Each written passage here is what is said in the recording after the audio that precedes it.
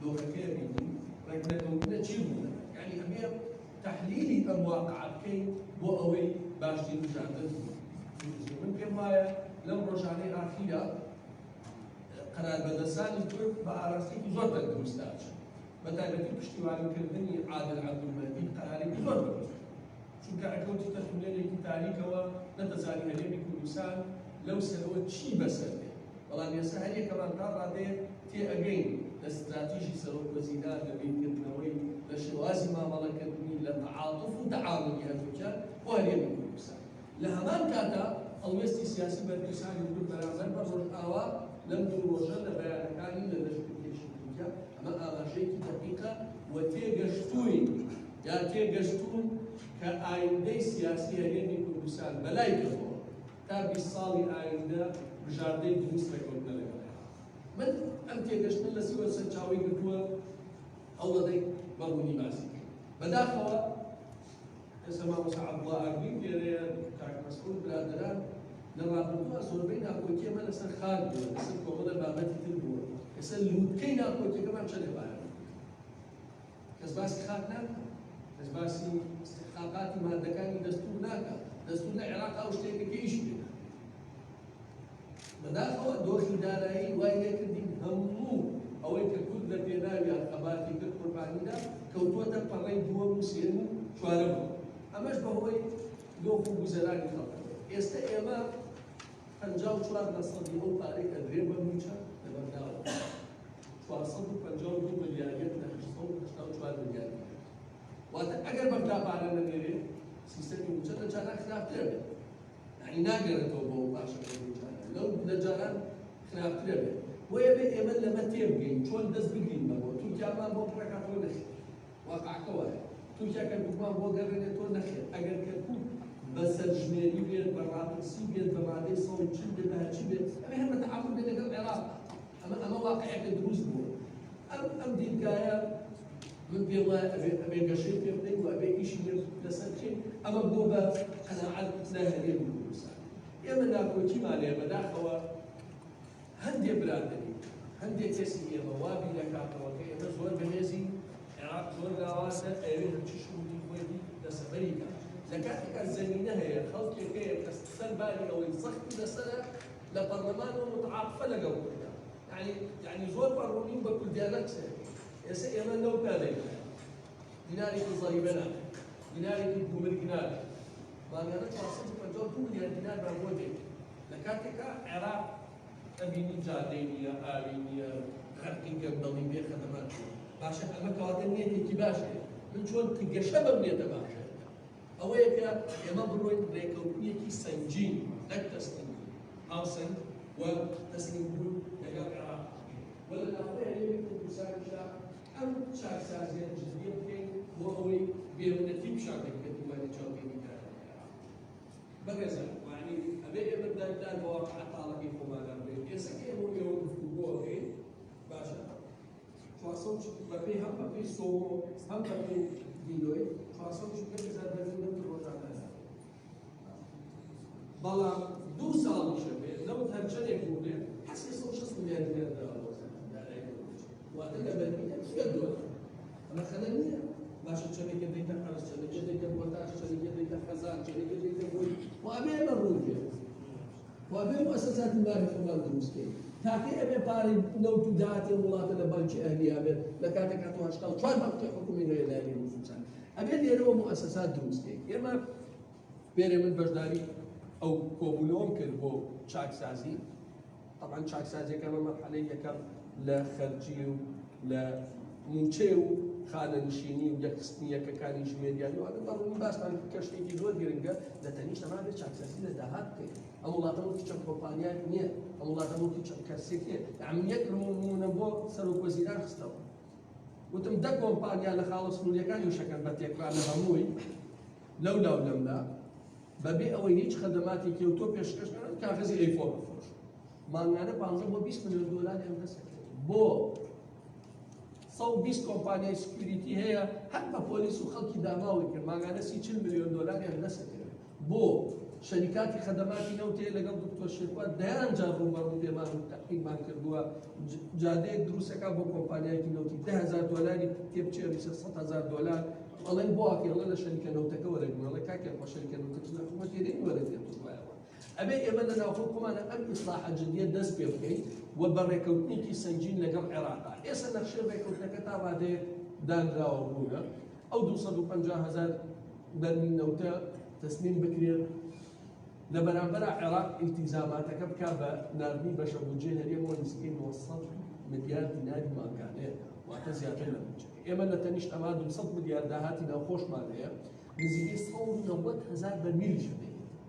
واتە ئەتوانین جگەلەوەی موچە دابینکەی هەموومانێ 400 بۆ 500 ملیار دینار ببچڵین بۆ خەدەمات مەشارێع ئاوادانکردنەوەی وڵات ئەمە جگەلەوەی کە ئێستا سەرۆکۆزیران نیەتێ باشی هەیە لە مەشارێع سیادیەکان پشتی هەرێمی کوردستانی کار بە تایبەتی بۆ نمونە لە سەد دروستکردنی سەد و بەنداوەکان ئەمانە هەمووی ئەبێ بسن خاڵی ناکۆکی تر هەیە کە ئێستا ئەویش خەریکە گرێکوێرەکەی بێتەوە ئەوەیە استحقاقی شەریکاتی عێراق بۆ ئەو بودجە تەخمینی کە دایناوە لە ساڵی 2020 نزیکەی 31 ملیار دۆلاری داناوە بۆ هەم جەولاتی تەراخیص هەم استحقاقاتی ئەو شەریکاتی نەوتووان ئێمە بە لە ساحە حەوت بەشدارین لە نەوتی عێراق ئەگەر 250,000 بەم لە ساحە حەوتێک خۆمانمان بەرێ لەو 31 ملیارە ئەگەر لە ساعت 12 مدەن 2 ملیار دۆلارەکە واتە 2 ملیاری تر تێ ئێمە توانین بۆ شەریکات بەکاربێن لەولاوە 190,000 بەرمیل نەوتی ترمان هەیە لەولاوە 200 ملیاری داهاتی ناوخۆمان هەیە بە دڵنیاییەوە ئەم ئیتفاقی سەد قەرارێ دروست بووە هەم لە ئەنجومەنی وەزیران لە وەزارەتی دارایی چاکسازی لە داهاتی خاڵە سنووریەکانە بکرێ و لە سەرایی با بکرێ ئەوە داهاتی ناوخۆمان باش کرد مەعاش بارکە خەڵکی پارەی ئاو و کارەبادا داهاتی ناوخۆ وردە وردە گەشتێکە خاڵێکی تر کە ئێمە کەمتر درکمان پێ کردووە و من زۆرتر بە دوواداچوونم بۆ کردووە و تەشجیعی دەیان مستەسپینم کردووە کە ئیناسم عێراق ساحەیەکی گەورەیە بۆ بەرهێنانی کورد عێراقی چیان نیە لە مەعاملی گەورەیەتیایە ئێستا چەندین مەعمەل هەن لێرەوە ئەتوانین بەرهەمەکانیان لە بەغا ساختکەنەوە سبەینێ باوەڕکە مەعمەل هەیە لە هەولێرە هەموو ڕۆژێک 5,000 عەفو بەڵێ 5 تەن ماسە بە شتێکی بچووکە بەڵام 20 کەسیشی تیاکە ئەنێنێ بۆ جنوب بەرهەمەکە ساختکاتەوە مەعمەلی تر هەیە شتی ترە نێرێ ئەتوانین ئەمە گەشەی پێ بدەین ئەمە گەشەی پێ بدەین تەشجیعەکەین عێراقێک 38 ملیۆن کەسە هیچی تیان نییە وەکو تورکیا نییە تورکیا خۆی دەیان مەعمەلی هەیە بە هەزاران کەسی بێکارە فەرموو ئەمەش ئیسماکەین ئەمە بوو بەسەر چاوەیەکی تری داهات نەوتەکەمان لەگەڵیان ڕێکەوین و ئەم دۆخە بەرەو پێشچوونە چێ من زۆر گەشتبینم بەوەی کە ئەمە ئیرادەیەکی دروستە ئێوێ ڕێکەوتنێکی سەنگین لەناو لەگەڵ عێراقا بکەین بەڵام هەوڵدانەوەی پەڕەی کۆچ ئێمە ڕووبەڕوو بە بەرپرسانی حکوومەتی هەریەمانوتووە قازان چی دێناکەین عێراق تۆ 80 ملیار دۆلار من قەرزاری ئەو شەڵە نەوەڵات تۆ 90 ملیار دۆلاری من قەرزاری ئەو لە تۆ پارەی ئەوەت نەداوە ئەو شەڵە تۆ لە 2004 بوو ملگەکانت نەدووە ئەم پەڕە کۆنانە هەڵێ دەیتەوە ناگەی بە نەتیجە فەرموو با دەست پێ بکەین لەسەر قانونی بودجەی 2020 ڕێکەوتنێکی سەنگینکەین پاشان یاسای نەوت و غاز دەکەین بۆ هەموو عێراقەکان تا ئەو کاتە خاڵێکی تر کە ئەمە ئەخیر خاڵەوە ئەگەر درێژی نەکەمەوە ئەمەوێ بڵێمەوەیە من بە دوواداچوونێکی وردی ڕقەمین کردووە ڕەنگە زۆر کەسە من لەم مەجلیسا لە من شانەزاترە دانیشتوانی عێراق بە شێوەیەکی ناتەبیعی زیادەکە لە نێوە هەرێمی کوردستان ئەمە نییە دانیشتوانی عێراق لە ساڵی 1967 نزیکەی 8 ملیۆن ئێستا ئەگاتە نزیکەی 40 ملیۆن واتە زیاتر لە 600 زیایی پاش 50 ساڵی تر عێراق ئەگاتە نزیکەی 220 ملیۆن بەپێی هەموو تەخمینەکان کورد ئەو پەڕێگەشە بکە ئاگاتە 10 ملیۆن واتە ئەبیمە لە ساڵ 5 عێراق لە ساڵ 5 ناتوانێت هەژبوون فەرزکە ئەبێ ڕێکەوتنی سەنگین بکە ئەبێ هەر لە ئێسەوە بناغی ئەم ڕێکەوتنە سەنگینە ینی ئێمە بۆ خۆمان نەژین وەکەوەی لە هەولێر و سلێمانیە بینین بەم 20 ساڵە هەولێر ئەوەنە گەورە بۆ عەرز نەماوە وایتر 100 ساڵی تر هەولێر نەبێ و 200 ساڵی تر نەبێ و سێسەی خەروەک نەبشی توات سلێمانی شەمانەسە بۆ سلێمانی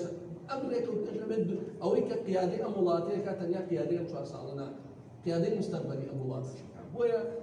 طبعا ئەمە لە تورکیا نوانێ بە پێچەوانە بێت کورد زۆر بە خێرایی ژمارەی دانیشتوانی لە تورکیا زیاد دەکات و من زۆر گەشت بینم ئایندەی کورد لە تورکیا زۆر گەشتبینم دانیشتوانی زیاد دەکاو زۆرینە و هەنگاو بانگاو ئەگەر لە هەدەفە تێک نەدرێ بەتایبەتی من پێم وایە سیاسی زۆر حەکیمانە دەکا لێ تێک نەدرێ ئایندەی کورد لەوێ زۆر باش دەکەن. بەیت القەسیدەوەیە ئێمە هەموو ئەوانەی هەمە لە کۆبوونەوەکان ئاوتومان ڕێکەوتن لەگەڵ عێراق چاکسازی ڕیشەی لە ناوخوا ئەمە زمانی مانەوەی هەرێمی کوردستان وەسەرکەوتنی ئەوە کاکەلی یەک پرسیار بگەڕێنەوە بۆ ئەو باسی کۆمەڵێکی ئیشاراتی ئیجابی زۆر باشی باس کرد ئەماژێ باز لە تەسلیمکردنی نەوت و ئیجابیاتەکان دەتوانیت پێمان بڵێ ڕێگریەکان چین یعنی ئەو ژمارە ئەو پێشبینیانی تۆ باس لێوەکردن نابووی پێشبینی زۆر دڵخۆشکەرن دەتوانیت پێمان بڵێ ڕێگریەکان چین یان دەستگاکانی هەیە بۆ نمونە پەرلەمانی کوردستان دەتوانێت بۆ ڕێگرێت نەدانی کوردە بەغدا دەتوانێت بۆ ڕێگرێت بۆ سەرخستنی ئەوەی تۆ باس بەدڵنیایی ئەوە ڕێگری هەیە ڕێگری هەیە بەڵام ئەبێ محالەچەی بۆ خەڵکێک هەیە ئەزانین چۆنە سیاست یا مستەقبەلی میلەت بە عقدە و قەناعەتی شخصی ناکرێت بە تێگەشتنەوەی باشترین بژاردە بۆ کل خەڵک چی یعنی من باوەڕم بەوە بێت کە هەر ئابووری سەربەخۆ باشە نەتیجەکەی هەرچی بێت ئەمە خەڵەتە وەنگە خەڵکێکە بێت بەشێکی تر گرفتەکە ئەوەیە بەشێکی نەوتی هەرێمی کوردستان بە بەیلی موزبەق پریبەی فرۆشرا واتە بۆ نمونە لەوانەیە بڕێ نەوتی 20 فرۆشرا بڕێ 21 فرۆشرا بەڵام ئەم تێگەشتە لە عێراقش دروست بوو حەل هەیە چونکە تۆ ئێستا 440 جاژەربی نەوتی 250 هەبێت ئێمە عەلی تریش هەیە وتمان ئەگەر ئەوەش نەبێت ئێستا عێراق 6 ملیۆن بەرمیل نەوت بەرهەمێنێ بەڵام 4 ملیۆنی 2 ملیۆنی لە ناوخوا بەکارێنێتەوە باشە بەش پاڵاوگەمانەیە ئەوەی دکتۆر شوێکۆوتی نەک بەشێکی 100% هەردوو پاڵاوگەی بازیان و کەڵک بۆ عێراقیش 100% نەوتی کەرکووک و ئەوانەیان بۆ دێ ئەی پاڵێوە من توجارەکانی دەنەوە عێراق من توجارەکانی جان نەوتی سپیە گازە کۆلێت ئێمە توانین بۆ پاڵاوگە بەکاربێنین خۆ بەنزین هەر بە پارەیە فرۆشێتەوە گازوایل بە پارەیە فرۆشێتەوە کۆندێنسەیت بە پارەیە فرۆشێتەوە نەوتی خۆش بە پارەیە هەر بۆ معلوماتە بەرمیلێ نەوت ئەگەر بە $50 بێت بیکەی بە مشتەقات و بیفرۆشی $12 زیاد دەکات $62 کاتە هەر قازانی شەکەی ئەمە بکەی لە ناوخۆشە بەرهەمی سوتەمەنی ئەبێ بە سەرچاوەیەکی گار عێراقش قەناعەت دەکات کاکە تۆ 2 ملیۆن لە ناوخۆ تاین دەکەی ئەی منیش بازارم هەیە سیارەم هەیە معاملم هەیە ئەوەم هەیە يعني همو أمانة كاكسنجر أجر نيتي جدية بين يسلسل وزيران العراق بدواي حلال أنا تمجار يعني أم سقسيك زوري نابل لدوسير مدرسة كخلقي يكمل الموضوع سقي زور نسل ومبارك يعني كوسان راكي طبعا هو أمثال بوهري من كوسان